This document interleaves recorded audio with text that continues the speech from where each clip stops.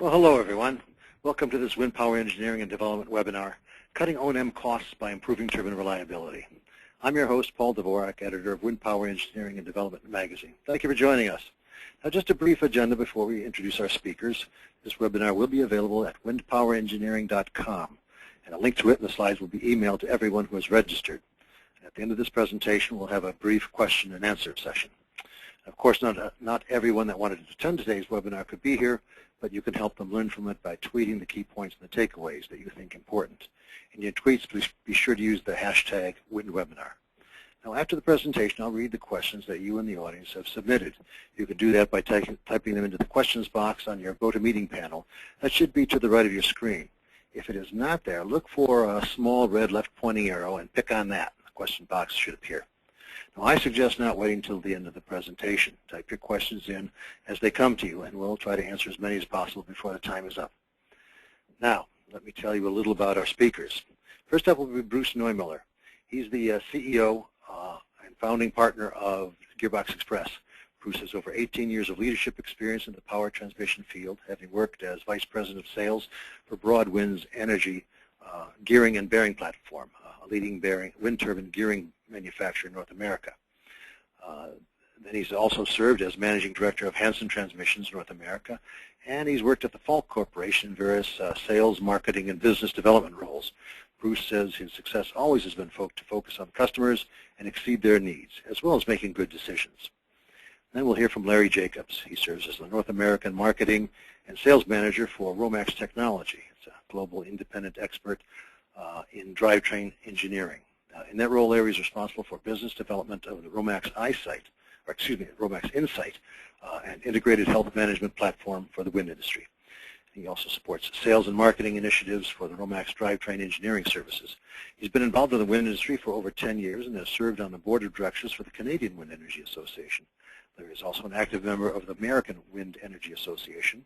He holds a Bachelor of Science in Electrical Engineering from the University of Vermont and a Bachelor's of Arts from St. Michael's College. Outside of Romex Technology, Larry serves as a visiting faculty at the University of Wisconsin, Madison, in the Department of Engineering Professional Development. And with that, let us begin. Bruce, the microphone is all yours. Thanks, Paul. Okay. So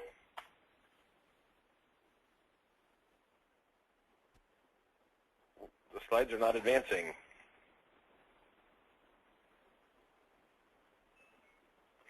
So why are gearboxes failing prematurely? Well, this is a question that gets asked many, many times from many different people in the industry, and really there's some pretty basic reasons why. It's a very tough application, and as a result of weight and cost, gearboxes and wind turbines have very low service factors. If this was an industrial application with, it would have a service factor of, say, 2 or so, and in wind, they are, generally speaking, very much lower than that, maybe 1.01, 1.2. So that's one of the issues. Site conditions is also a big reason for gearbox failures.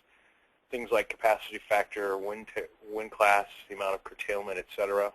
Gearboxes, generally speaking, are designed to be loaded up and run at full rated power, not to go up and down, such as happens with curtailment. One of the other issues is that the drivetrain chassis is not a rigid foundation, and as a result of the flexing in the base plate, the gear mesh tends to change. Dirty and or water contaminated lubrication is a big factor. We think that water contamination contributes significantly to the high-speed bearing failures that many people are seeing. You basically have a high-speed gearbox and a low-speed gearbox using a common sump, and as a result, the 320 weight lubricant that's used is a compromise. It's not really good for the high-speed end of the gearbox. Transient loads, so such as sudden accelerations and load zone reversals, are big issues. And of course, the infamous white etch or axial crack phenomena that is being seen in the high-speed bearing and intermediate bearing positions. Some of the other reasons gearboxes fail prematurely are material and assembly practices.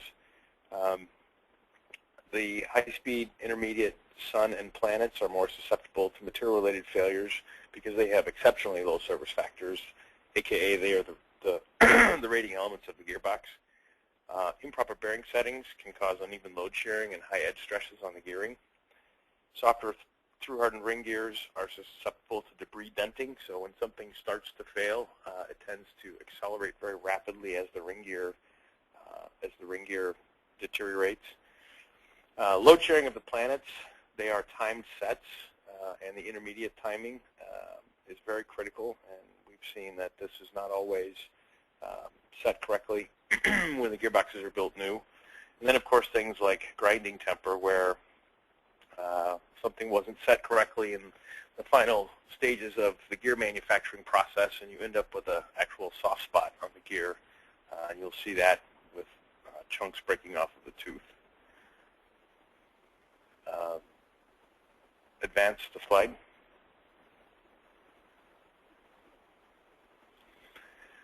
So this slide really goes through what some of the issues are that I just spoke about. If you look at the picture in the upper left, you'll see that there are chunks missing off of the teeth in the center as well. Improper bearing settings can cause uneven loading. Certain of the designs use planet bearings that are more susceptible to this than others. As mentioned, the softer through-hardened ring is highly susceptible to debris denting. Improper heat treating and poor material with lots of inclusions and alloy banding is another issue. High water concentration, as mentioned before.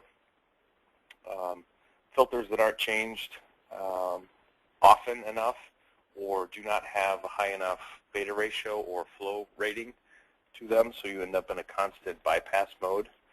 And then, of course, the axial crack, white etching issue in the intermediate and high-speed bearing positions. Advance the slide, please. So some of the common sources of contamination in the gearbox, water is the enemy. I mean, it's really, we see lots of situations where gearboxes are running 600 to 800 parts per million of water. Our recommendation is less than 100 parts per million of water. And what happens is you get an exponential decrease in the fatigue factor when you get above 100 parts per million of water. Condemning limits vary based on who you talk to, but generally speaking, we recommend less than 100 parts per million. High tan levels in the oil samples can be an indication of previous high water content in the oil, as the water combines with the sulfur, which is one of the additives used in many lubricants, and creates sulfuric acid. So you may have an okay water level at the time of sampling, but a high tan level will indicate that there had previously been high water in that gearbox. Proper filtration is highly important. We recommend around a 6 micron, as long as the beta ratio is high enough so that you don't end up with a partial constant bypass, so you're actually filtering it to 6 microns. Advance the slide, please. So a little bit about oil sampling. There's a variety of different report formats out there, but basically you're looking at two different things. You're looking at the oil condition, and you're looking at the gearbox health. So a standard oil sample really only tells you what condition the oil is in. A porography sample will tell you the condition of the gearbox. So our recommendation is that at 6 months you do a standard oil sample, and then at 12 months you do a porography sample. Interesting note, particles that are less than 10 microns are generally gear wear, and particles that are greater than 50 microns are generally bearing spalling. So you can pick those things up in a sample. Next slide, please. So repair versus remanufactured, they are not the same. When you repair something, you generally just address the failed component. When you remanufacture something, you address the whole system. So as an example, planets are timed due to the load sharing. If one planet gear is damaged, all should be replaced versus regrinding one of them, because they are designed to operate as a match set. So if you change the diameter of one, you're now changing the load sharing and can create issues down the road. Restoring to stock versus doing a root cause analysis and an upgrade with a remanufactured product. So when we rebuild a gearbox, we will always upgrade the lube systems, use the latest gear geometry, bearing technology, and coated bearings versus using what was in it originally.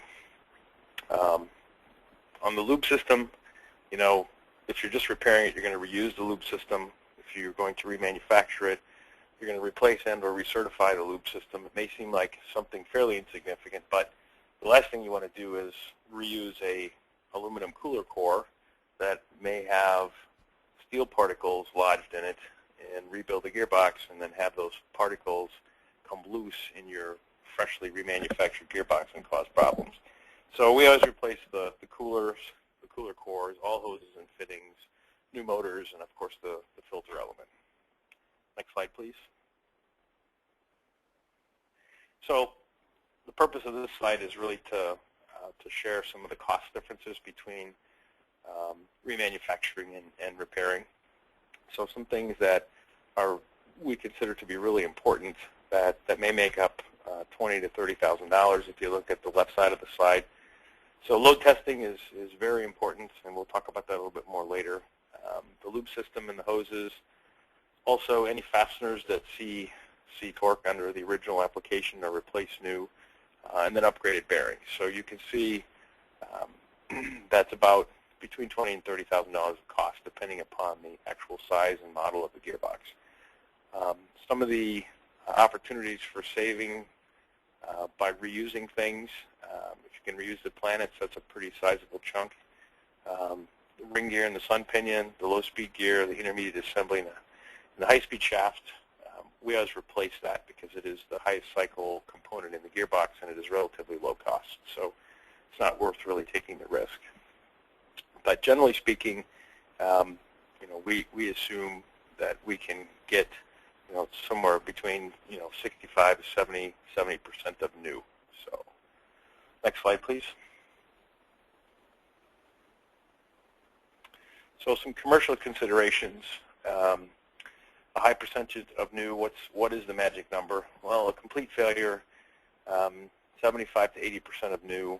Planetary failure is generally 65 to 70, and high-speed failure is roughly 55 to 60% of the cost of the new gearbox. And this is critical because one of the things we're trying to do is get enough information out there to the operators such that they will take the gearbox out of service prior to having a complete failure, because it will have a dramatic impact on the overall cost of the remanufacturing. Some other things to consider: how is that particular make or model performed in your fleet? Does the repair address failures, or does it just restore it back to the way it originally was? What's the term of the warranty that's being offered? And what are the conditions of the warranty? Is it parts only? Is it complete replacement? Does it cover the removal and reinstallation? And you know, we feel that remanufactured gearboxes with upgrades can last substantially longer than a new gearbox in the same application. Next slide, please. Up-tower repair. This is something that gets talked about very, very often, especially today. There are some benefits to it. Much smaller cranes are required. The high-speed and intermediate generator bearing is the most common replacement. Gearing replacement can be a bit more difficult just because of the size and weight and the minimal room that there is to work up tower. Generally speaking, you're $30,000 to $70,000 depending upon the work of the scope of work. Bearings make up 8 to 14 of that. Gearing is 20 to 25. Lubricant and labor and crane make up the remainder. There's a couple things, though, that are very important, we think, prior to making a decision to do an up-tower repair. As said before, the rating element in a wind turbine gearbox is the planetary section. So ensuring the overall health of the planetary section is vital to making a decision as to whether or not you move forward with performing an up-tower repair. If the planetary section is already starting to fail, the simple fact of adding in the contamination that you can get when you open up this gearbox up-tower could dramatically reduce the life of the planetary. Therefore, you would be essentially throwing good money after bad. We also recommend that you only use upgraded bearings, i.e. the coated bearings, when you do an up-tower repair. Thoroughly flush the gearbox, preferably change the oil, and of course replace the filter element. And then we recommend that you slowly ramp the turbine up to allow the components to run in, because you're putting new components into a used system. And if possible, particle count the oil while the gearbox is running. Next slide, please.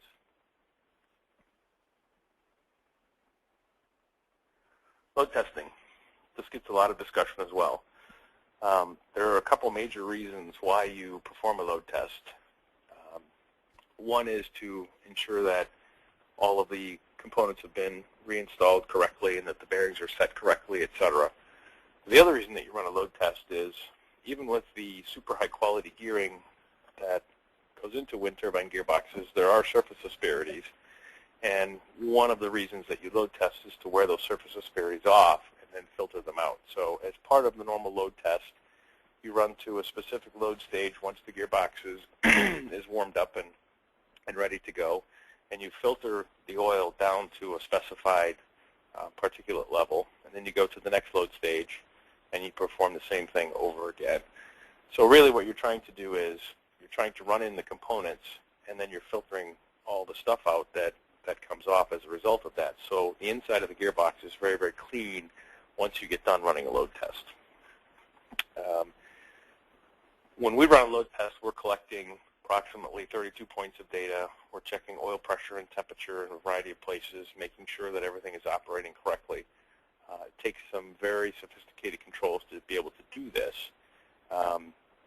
but we think it's critical to do on remanufactured gearbox prior to installing it back into a tower, just strictly because of the costs associated with doing so.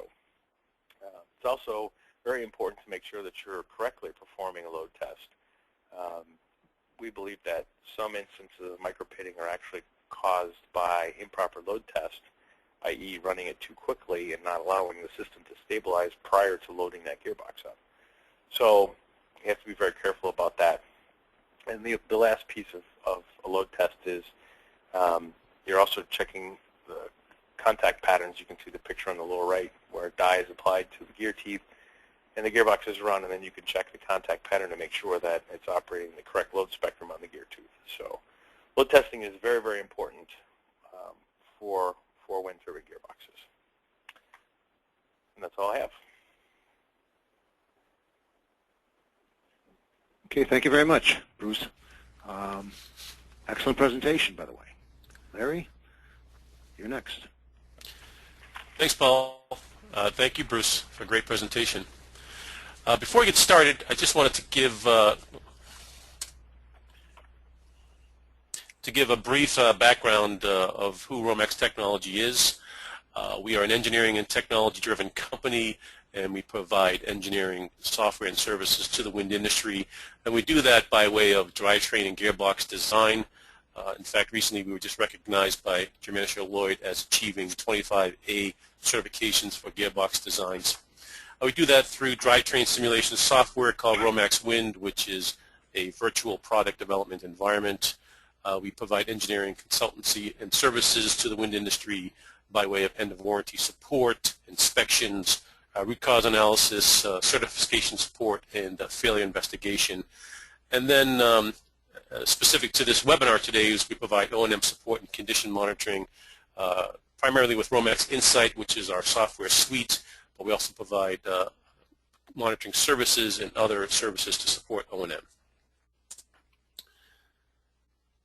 So when we think about modes of thinking as it relates to operations and maintenance and where the market is trending, you know, we look at where some are today, typically small operators, but not necessarily, and that's in the firefighting mode. And really it's a reactive mode of maintenance. You're fighting fires constantly. You're looking at what's come up that was either unplanned or unexpected. And then we kind of move into this managing the current situation, which is primarily for large operators and utilities, large-scale wind farms. And that's, could be a time-based maintenance activity around planning your planned maintenance. And then working eventually and hopefully towards a strategic thinking mode, which is more of a predictive and an informed approach to operations and maintenance. If we consider the anatomy of a failure, where we have the early onset all the way through to catastrophic failure, there's lots of data sources that propagate themselves through this process, and it's with early detection and managing of this data that we can have an effective maintenance program. As Bruce had mentioned, certainly early on with oil analysis, lubrication analysis, you may have a oil quality issue as it relates to water content, and then knowing that early on, perhaps there's things you can do to mitigate and resolve.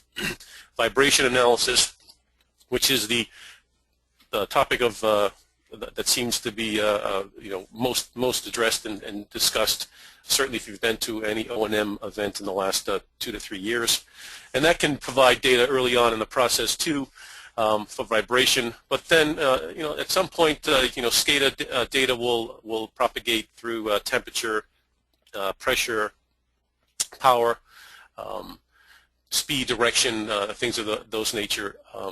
Oil debris, whether it be oil debris size or composition.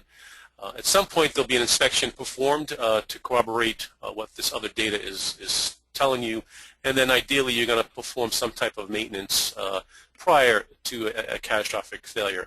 And so what you're going to do there is you're going to maximize the turbine performance and therefore minimize some costs associated with that. And then depending upon the type of maintenance activity performed, there'll be a root cause analysis done. And that can be in the way of if a part's replaced, you do a tear down, an inspection. I know Romex is involved in a lot of that, because what you learn from that maintenance activity, or what you learn from that root cause analysis, can certainly be fed back into building better analysis techniques and algorithms. And as we talked about, is you want to avoid that catastrophic damage, because as Bruce alluded to, the collateral damage that can occur can turn a fairly inexpensive repair into much greater expense.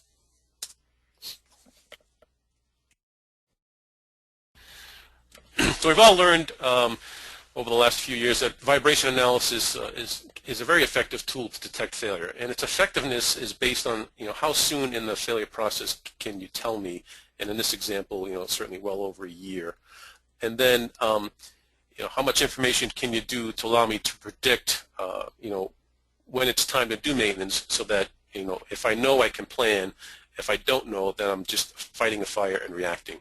And we all, we've learned that vibration analysis is effective when it comes to things like bearings, the main bearing, obviously, gearboxes, shafts, gears, bearings, the generators for stator wedge failures and bearing failures.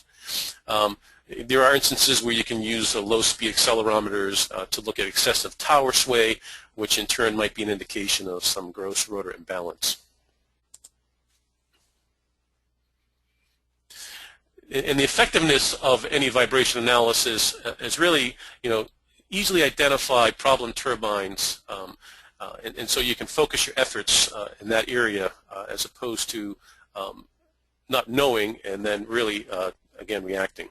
And when you can have the interface that allows you to see that data fairly simple and at a high level, you're not wasting a lot of time looking at or paying attention to turbines that are running fine and that don't need the attention. So once you know that where those problem turbines are within the wind farm, then you can start drilling down and looking at what kind of alarm are we talking about. Where's the component, or what's the component that that is generating the alarm? what's the trend look like over time, so that we can see how steep is the curve in the trend, how close are we to going from a warning to a critical situation. And again, because we know and we can see, we can plan. And when we can plan, we can certainly have a much more effective maintenance strategy.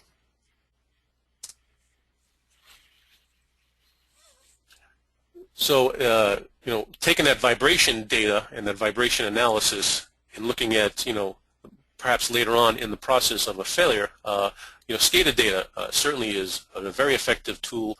Not so much the SCADA data, but the analysis of that data is a very effective tool in identifying turbine issues. Turbine issues like turbine production efficiency, or more importantly, inefficiency. You know, where we're losing production, where's our power production deviation happening. Temperature is key when it comes to bearing temperatures, oil temperatures, certainly oil pressure, hard stops. You know, if we can understand those and when they occur and how many they occur, you know, that can be detrimental to the health of a drivetrain. You know, correlating that SCADA data analysis to vibration data to corroborate what you're seeing, and then things like yaw misalignment, which is something you wouldn't get with vibration, but we all know that when you have excessive yaw alignment, that can lead to a host of problems. So, in this example, you know, we've looked at SCADA data, we analyzed it, and we produced results that can readily identify outliers where there's a problem turbine that is unlike the rest of the fleet, and understand, okay, we've certainly got an excessive yaw misalignment here. Because if we can see that and understand it, then we can, you know, we can address it. Because, you know, not addressing it's going to lead to increased loading on the drivetrain, higher fatigue. So, you know, the analysis of that and the ability to detect that, we can correct it. And once you correct it, get things all aligned to the wind, we can mitigate the excessive problems in the loading on the drivetrain.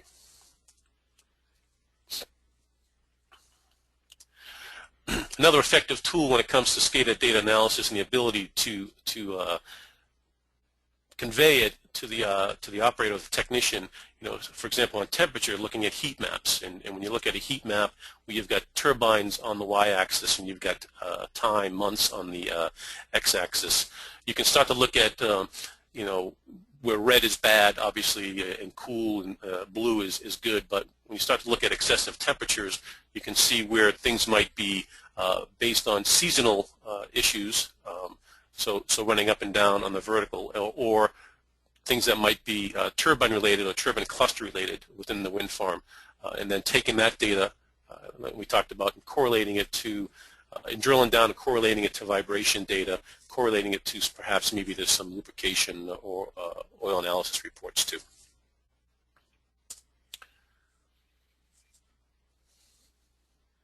So we start to think about correlating vibration and SCADA data together. In this example, we have vibration, condition monitoring, which we know it's vibration based. It's looking at the accelerometer output. It's looking at things like gears, bearings, and shafts. And in this case, we've got a main bearing. We've got a parameter that's trending high, where it's detecting based on the vibration signature and the information it's getting from the condition monitoring system. And we correlate that to some SCADA data analysis, which is operational based. You know, again, we set temperature, power, RPM. But in this case, we can see that for this particular turbine with this particular bearing, that this particular one's trending higher, correlating to the vibration, what the vibration data is telling us. And in this case, a decision was made to derate. And when we derate, we can see that it has a direct cause and effect on temperature and allows you to run perhaps a little longer. And we're going to talk a little bit more in a couple of slides here about optimal maintenance time and really what that means.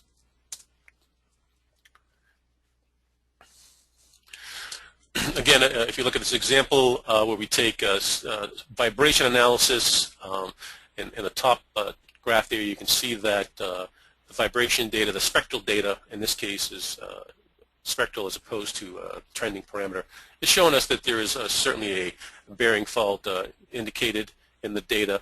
And then if we again, take the SCADA data analysis and correlate it to it so that it complements it. We can confirm, sure enough, that our bearing temperature is trending higher, to kind of correlate what the vibration data is telling us. And then more importantly, when there's an activity that's performed maintenance-wise, in this case bearing replacement, we can note that the vibration and temp data have returned to normal.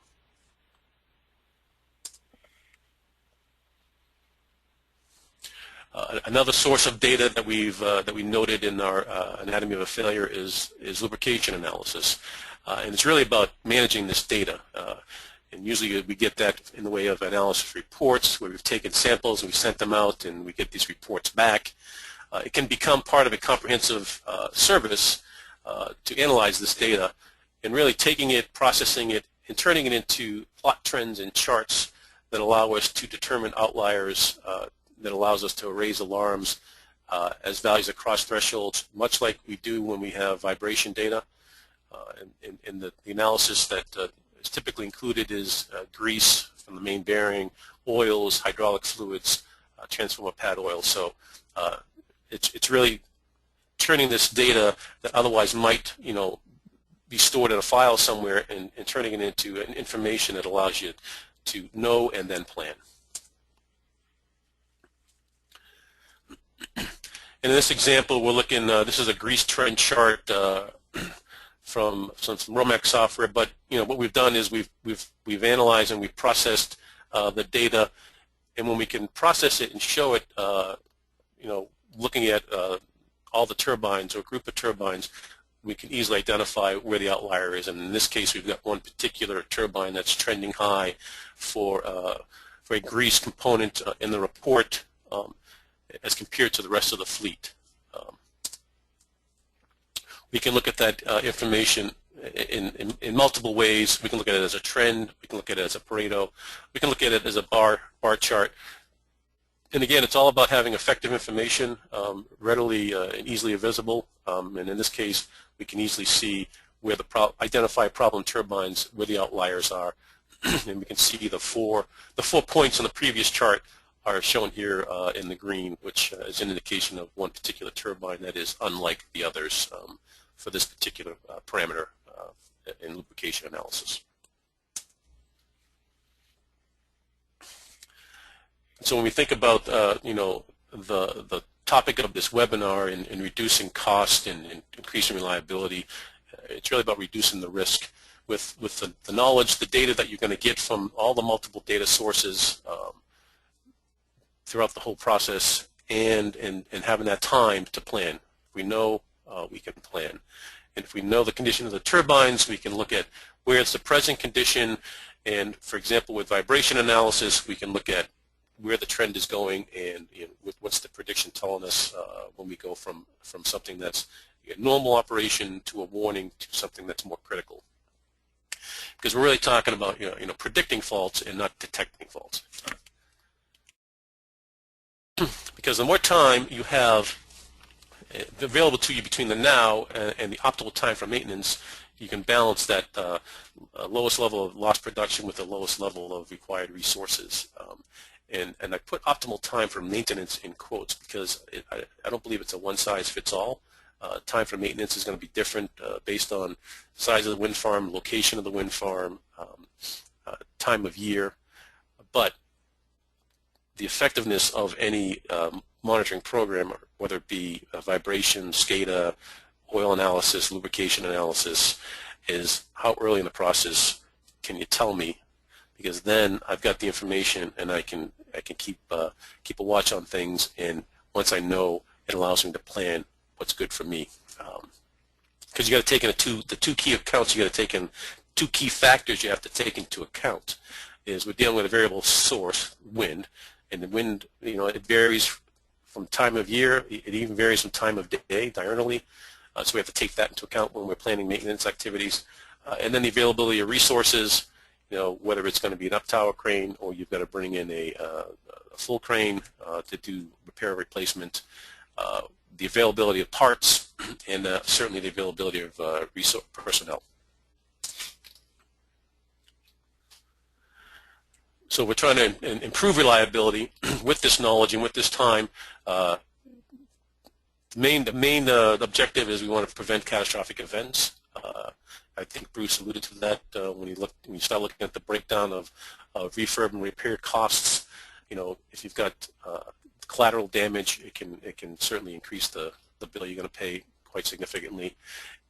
But if you have this knowledge and you have the time, you might want to be able to curtail, to prolong production, because you're going to increase the life of the part, the life of the turbine, and then probably more important, you're going to get yourself into a time frame that is most effective and most convenient for you, and that might not be the optimal time for somebody else. And then if we could take that up tower and take that failure and repair it up tower instead of doing replacement, that's great. If we can take a replacement and turn it into a repair and refurbishment, again, you're saving money there. The effective spare parts management, you're ordering parts and you're having parts on hand because of what you know, not because of what you're expecting, or not because of what you have pre-planned.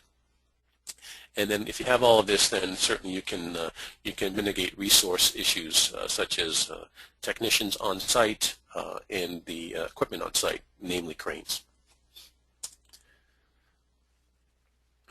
So in summary, when we think about anatomy of a failure, root cause of that failure, it's going to be some type of early on lubrication analysis, oil quality analysis. A vibration analysis comes in quite early in the process, but there might be SCADA data, whether it be a temperature or power, that you'll use to correlate and corroborate with the other sources of data.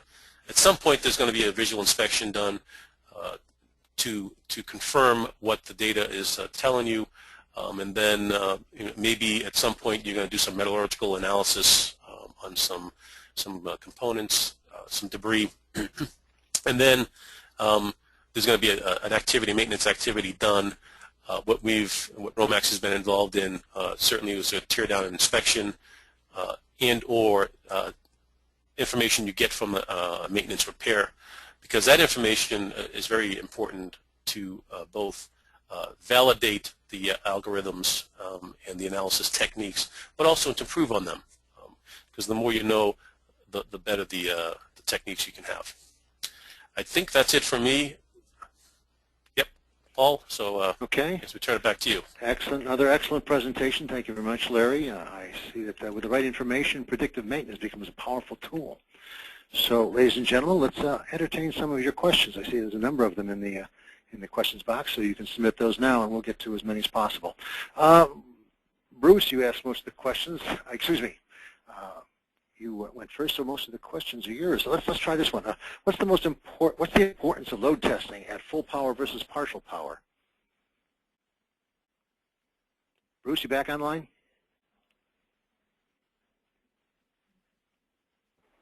All right, Bruce, I am here. Oh, there you are. Okay. I was muted. Okay. The benefit to testing at full power versus partial power is that under partial power, you're not you're not loading the gearbox up to full torque and confirming the appropriate gear mesh, so you're not actually getting an accurate picture of how that gearbox is operating. Mm-hmm. I see. Okay, I'll give you another one here. Statistically, how many gearboxes are failing and when? Can you give that an answer? It depends. My answer will be it depends on the site and the operating conditions and the age of the site. We think not every gearbox is going to fail over the 20-year life, but there will be a percentage, maybe 50, 60% of them that will fail over the course of the 20 years. Mm-hmm. But there's a lot of variables. Mm-hmm. And certain models suffer failures on a more prevalent basis than others. Okay. So there's not a pat answer. Okay. All right, Larry, here's one for you. What's a good estimate of the detectability of ring gear issues by Romex Vibe system? And what's your industry experience? Can you repeat that? Sure. What's a good estimate of the detectability of ring gear issues Romex vibration system? That's a good question, and I can't pull the number off the top of my head, but certainly I can follow up with that, Paul, because the people that can answer that are the vibration experts, which I'm not one of. Okay, well, we'll take that offline then, okay? Okay. All right, let's, Bruce, I want to go back to you. All right, it's a tough one. If a gearbox is rated for 20 years, does that include all components? That is, are all the bearings rated for the same amount of time? Yeah, according to the GL specification or certification, everything is technically rated for 20 years, according to them. Mm-hmm. However, that is based on perfect operating conditions. So when you have imperfect operating conditions, like just about every turbine that's out there, that's when you start seeing issues. Mm-hmm. Okay, good. Larry, here's one for you. How is Romex superior to the OEM-provided condition monitoring systems? Maybe just compare and contrast a little bit. Yeah, I think the Romex, the Insight platform was developed to be hardware independent, meaning to interface to most of the hardware that's out there. So I think if for example you have a wind farm with multiple turbine makes and models, and you want one universal platform, that's probably the biggest one of the unique benefits of it.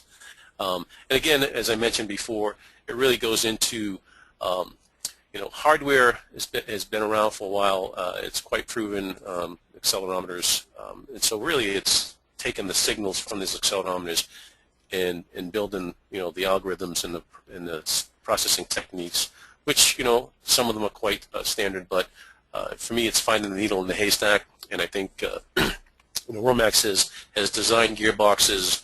They've been involved in in the field, in the teardown and inspection of gearboxes. So they've got that knowledge base, that experience and that expertise that gets fed into refining and building better techniques and algorithms. Okay. Well, let's stick with you, Larry. Martin asks this. You gave an example of recognizing a potential fault a year before failure. Is this repeatable? It's repeatable within a couple of months.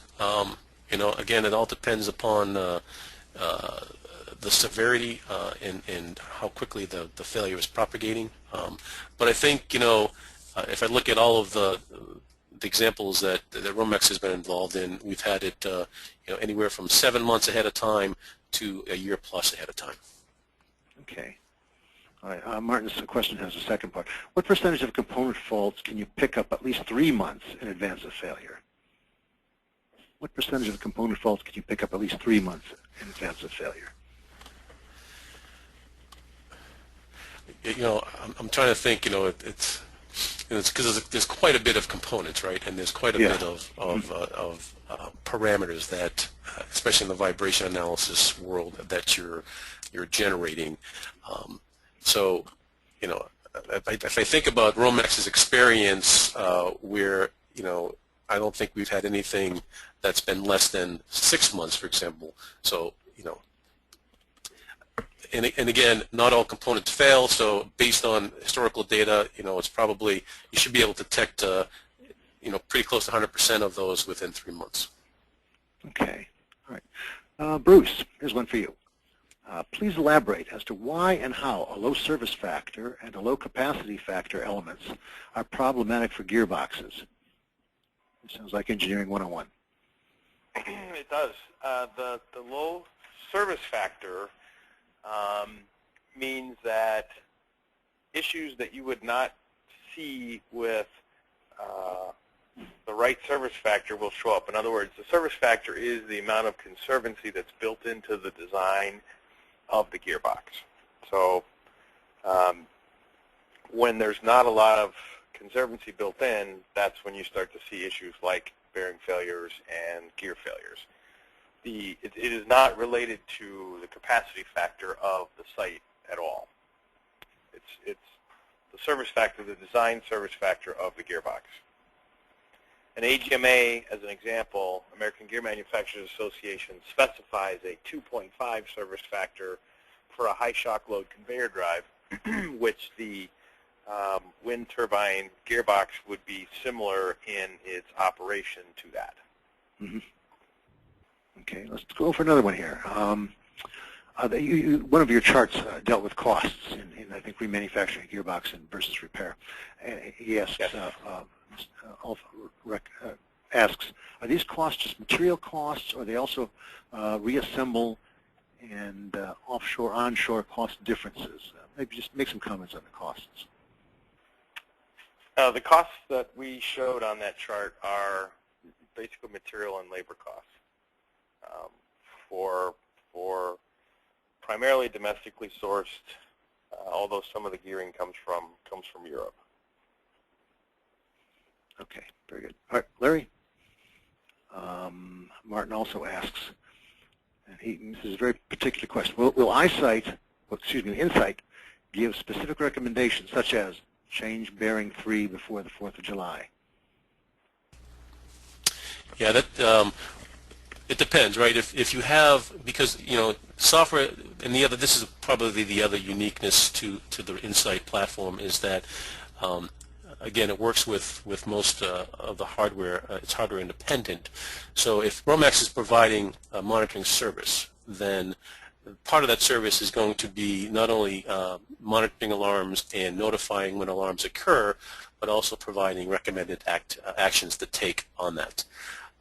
There's also the model where there are owners and operators that want to do self-monitoring.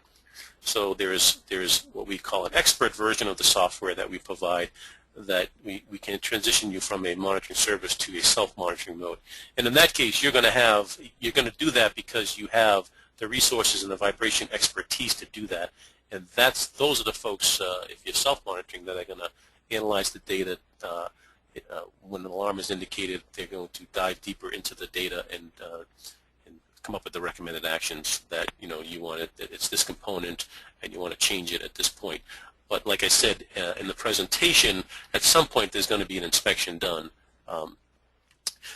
With having the data and the information ahead of time is going to allow you to know and then plan for that, because for example, no one's going to replace probably just go ahead and replace a main bearing without first doing a kind of a visual inspection, because there might be some techniques and some maintenance activity you could do to prolong the life of that bearing a little bit in order to, again, get you to a point where you can mitigate equipment usage like a crane.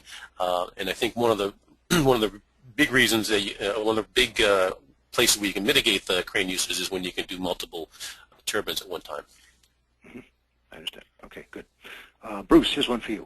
What do you mean about upgraded bearings? Define an upgraded bearing, okay? An upgraded bearing is either a case carburized and coated bearing, such as a Timken bearing, or it is a black oxide coated bearing that is produced by some other manufacturers. So it's really a coated bearing.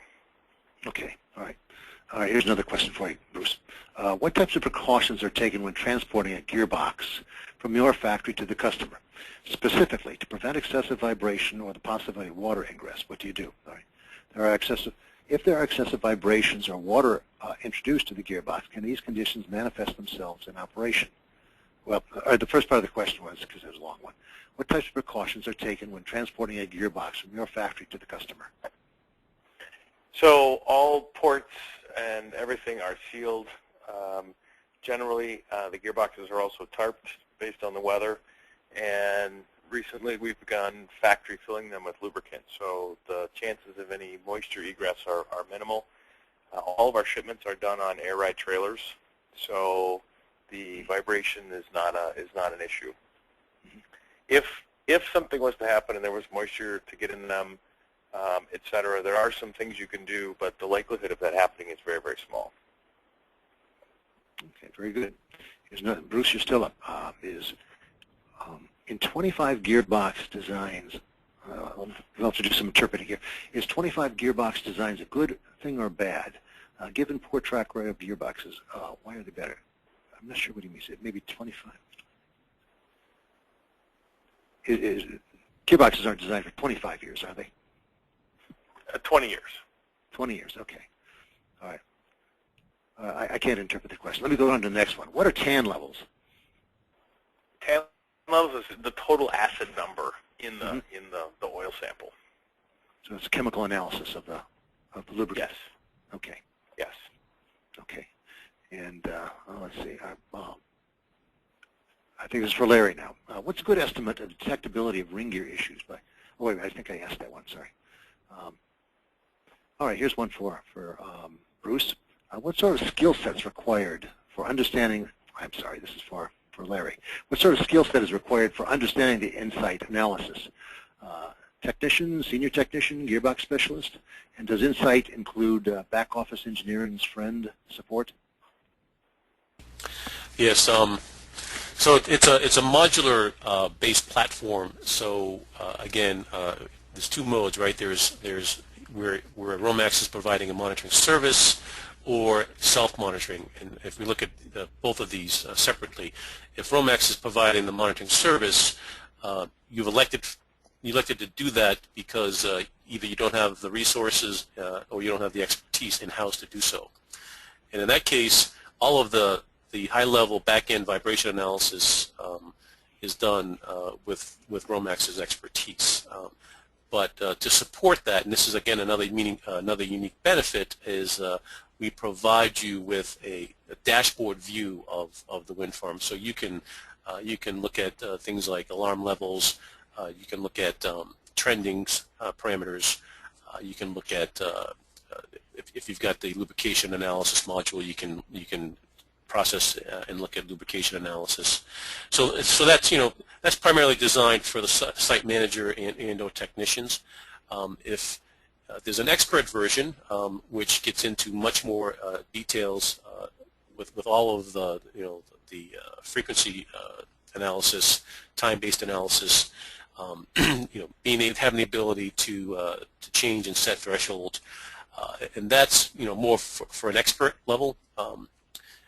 So there's two methods there, two modes of thinking there. So if you are an expert and you are prefer to do self-monitoring, then you're going to get software that's going to give you all of the tools that you need in order to do that. And then if you're just in a monitoring mode, then it's because you're not necessarily concerned with the vibration expertise information. You just want the high-level dashboard view. And it allows you to interact, too, with the Romex team to comment on alarms, to clear alarms, to acknowledge alarms. So it provides that transparency that you might not otherwise get. I see. Very good. All right. Martin asked a good question here. And this is for, I think you, Larry. Does Insight have a role on direct drive turbines, such as Enercon's, Siemens, and a few others? Yeah, I mean, I think, people tend to think that with direct drive gearboxes or turbines that there's no room for vibration analysis. But there's still shafts and there's still bearings, and there's still some level. Although although not as extensive as you would get with a gearbox model. Mm-hmm. Okay. And Larry, Martin asked another good question here. What about erratic behavior of a pitch system, a bearing wear or bearing stiction? Yeah, that's a good question. So when you think about sensors, because really that's what generates the signals that allow you to get the data to do this analysis, and the location. There's two things: locations of sensors as well as the types of sensors, the sensitivity of the sensors. And so, if there's I forget the word he used, but if it's something that leads to vibration, and you've got again sensitivity, but also triax versus a dual axis versus a single axis accelerometer, you're able to pick up more information. And that gets into a whole nother area of discussion of what really constitutes a condition monitoring system, right? And I think that's as far as the industry is concerned, sometimes we're not always comparing apples to apples, but because it could be you could have 15 sensors, right? but there's a I think there's a sweet spot that results in the price as well as the data and the information you get. Okay, and let's see. Here's one for Bruce. What's a practical definition of failure used by Gearbox Express? What's a practical definition of failure? Interesting question. Practical definition of failure. It can be anything from bearing failure to a cracked gear, cracked housing. I'm not sure. I don't know if you're asking about. You don't. It's a defined failure. I suppose somebody in the field will define failure, and that right. I mean, I'm not sure if they're speaking of reusing a part. We have a variety of proprietary steps that we put all parts through before we will reuse them. I'm not sure exactly what the question was about, actually. Okay. All right. It's a little difficult to answer. All right. Yeah. Right. All right. You're still up, Bruce. What's the percentage degradation of the gearboxes? I guess Subcar is asking for maybe some statistics. What's the percentage degradation of gearboxes from the first year to the next to consecutive years? And what's the impact of on power production? That's a tough one to answer. Yeah, that's a degradation. That's a tough one to that's a tough one to answer because we really think the overall failure curve is sort of two-pronged. So you have one hump that's maybe between year 3 and year 5, and then around year 7 or 8, then you start to see a more gradual, as the fleet ages, a more gradual number of failures. So the initial hump, if you will, really is related to manufacturing material issues, and then it smooths out and they become wear failures. So ultimately, we think it's 50 to 60% of the fleet will probably fail inside the 20 years. Okay, very good. Larry, another one for you. This is from Kathleen. Where do vibration systems fail to detect a failure that the debris detection systems might succeed, and vice versa? Where do debris detection systems fail where vibration systems might succeed? I think they're not. I always mix up this saying, but mutually exclusive or inclusive. I can't remember which it is. But the fact is that oil debris. When you've got debris in your oil, what that's telling you is that there's something in this rotating machinery that is creating metal, and so you can do analysis on that, iron content, particle sizes, but it's not necessarily going to tell you where this metal is being detected. So that's why when you look at all of these data sources and being able to use them to collaborate and correlate and corroborate, you can then certainly use that information along with vibration that's going to be a little bit more specific in the area of the drivetrain that you've got a high level of vibration that's occurring, that and then once you've done the analysis on your debris, again, there's some correlation that's going on. So they're kind of, they're both giving you two different sets of information. Okay. All right. Here's another one for Larry.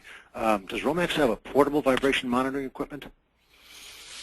Yeah, I mean, just like we're not unique to that, but yes, that's something we didn't get into. But there is the ability to do vibration sweeps, which is the ability to go up and install equipment temporarily to take data acquisition and then process that data.